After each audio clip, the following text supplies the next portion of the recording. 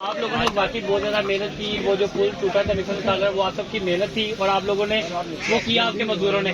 لیکن سر یہ بتائیے گا جو ٹی ایل اے ملازمین ہیں، جتنے بھی ٹی ایل اے ملازمین ہیں سب کو جو ہے وہ 30 دن جو ہے ڈیوٹی کرنا پڑتی ہے، ان کی چھٹی کوئی نہیں ہے. جیسے پنکچوئلٹی کی بات کی جائے، اگر ان کو 1-2 چھٹی دی جائے، آپ نہیں سمجھتے کہ ان کا کام میں جو بہتری آئے گی، یہ بھی ریسٹ کر کے پھر بعد میں کام کر سکیں گے؟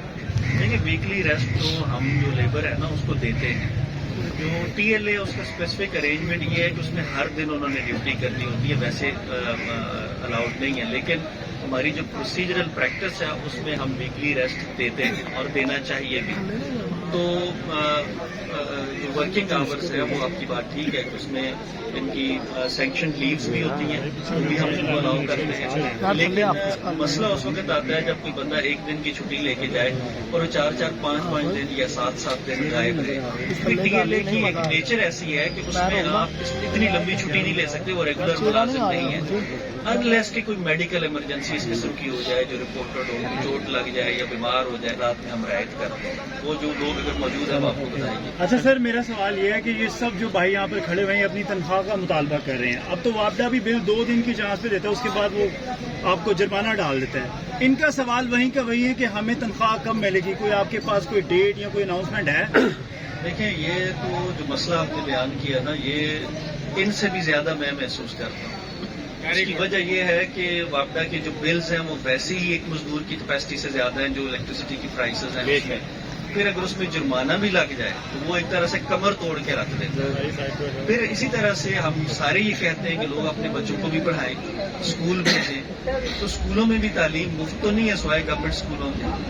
ان کو بھی وہاں پہ کچھ فیس دینی ہوتی ہے اور ان کی بھی ڈیڈ لائنز ہیں. اگر کوئی 4 5 یا 7 تاریخ تک فیس نہ جائے تو وہ بچوں سے پوچھتے ہیں، ان کو کلاس میں کھڑا کرتے ہیں. وہ بھی ان کے لیے ایک ظاہر ہے کہ ایک چھوٹے بچے کو تو یہ امبیرسمنٹ نہیں ہونی چاہیے نا کہ میرے والدین اس کی فیس نہیں دے سکے. وہ ہمارے مستقبل ہے، ہمیں اس کو اس ایگنی میں سے نہیں گزارنا چاہیے.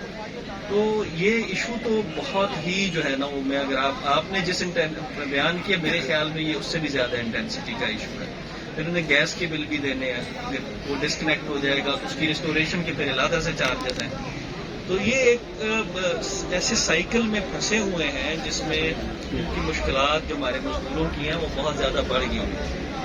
کئی چیزیں میں سامنے نہیں کہہ سکتا لیکن ہم اس پہ کام کر رہے ہیں اور یہ کافی ووکلی کرتا ہوں.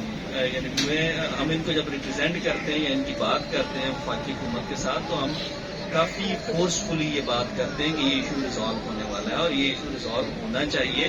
جس طرح سے وفاقی حکومت میں دوسرے محکمے کے لوگوں کو ٹائم پہ تنخواہ مل جاتی ہے، پاکستان ریلویز میں بھی لوگوں کو ملنی چاہیے. یہ ہماری کوشش بھی ہے، ہماری خواہش بھی ہے اور ہمارا مطالبہ بھی ہے اور اس کے لیے نظام وضع کرنے کی بھی پوری کوشش کر رہے ہیں. پورا ایک اکاؤنٹنگ کا پورا سسٹم ہے، پیمنٹ کا پورا سسٹم ہے. اس کو اپ گریڈ کسٹی کا آدمیوں میں 1-2 لوگوں کی مدد کر سکتا ہوں، وہ لوگوں کو پتہ ہے کہ میں کرتا بھی ہوں جیب سے. لیکن ظاہر ہے کہ سارے لوگوں کے مسائل اس طرح سے مدد پہ نہیں حل کیے جا سکتے. بھی آپ جیسے دوست ہیں، بھائی ہیں، یہ ایک دوسرے کی بھی مدد کرتے ہیں. وہ کنفرم ہو گئے ہیں، یہ ہمیں بتا دیں تسلی رہے. وہ کہتے ہیں جن کو ٹیکنیکل ملتا ہے ان کو نہیں ملے گا، یہ کنفرم کر دیں. لیٹر میں یہ بات نہیں لکھی. دیکھیں اس میں جو آپ کی کوئی ٹیکنیکل ٹیم ہے نا ریپرزینٹیوز کی، اس کو بھیجیں میرے پاس اور ڈی پی او کے ساتھ بات کر لیتے ہیں. ہم نے تو اس کی اپروول لی ہے کہ جو لیٹر آیا ہے اس کے مطابق جس کی اپ گریڈیشن ہونی ہے وہ کر دیں. یہ تو میں نے اپروول دے دی ہے فائل پہ.